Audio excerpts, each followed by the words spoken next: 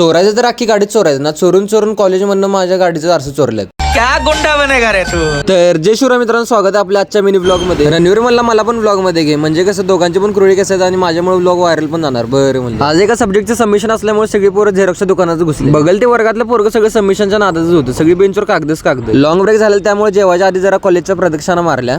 परंपरा, प्रतिष्ठा, अनुशासन. मग डायरेक्ट गेलो प्रतापचा मेसचा डब्बा आणायला. ते मेसचा डब्बा हातात घेतलं की MIDCचीच फिलिंग आहे. ते मेसचं जेवण पांचट का असं ना, जेवण तर एक नंबरच आहे म्हणते दरवेळी. एकमेकांच्या तोंडाकडे बघत परत गेलो लेक्चरला. CCTVचं प्रॅक्टिकल होतं त्यामुळे कोणाला कंटाळ येत नव्हतं. सगळेजण पोरं व्हिडिओज काढत बसले. त्याचा प्रॅक्टिकल संपल्यावर निवांत आता घरला जायचं म्हणलं. पार्किंग मध्ये गाडीकडे जाऊन बघतो तर काय गाडीला आरशाला मोबाईल स्टँड लावलेला, त्यामुळे मोबाईल स्टँड पण गेला. मेन म्हणजे नेमकी आज गाडी CCTVच्या समोर लावलीच नव्हती. एक CCTV होता 100 फूट अंतरावर, त्यात पण दिसेल का नाही ते पण सांगता येत नव्हतं. कॉलेजमध्ये कंप्लेंट करायला गेलो तर कुलूपच लावून टाकलेलं, कारण वेळ झाला. त्यामुळे कॅमेरा काय उद्याच बघायला भेटणार. तशीच गाडी नेली बिन आरशाची, काय वेगळीच वाटाल ती चालवायला. तर या व्हिडिओला जास्तीत जास्त शेअर करा, म्हणजे त्या पोरग्यापर्यंत हा व्हिडिओ फक्त पोहोचू दे. मला त्या पोरग्याला फक्त एवढंच विचारायचं आहे की चोरून भाई तू आरसाच का चोरला, तुझ्यावर काय एवढी गरिबी आलेली आहे.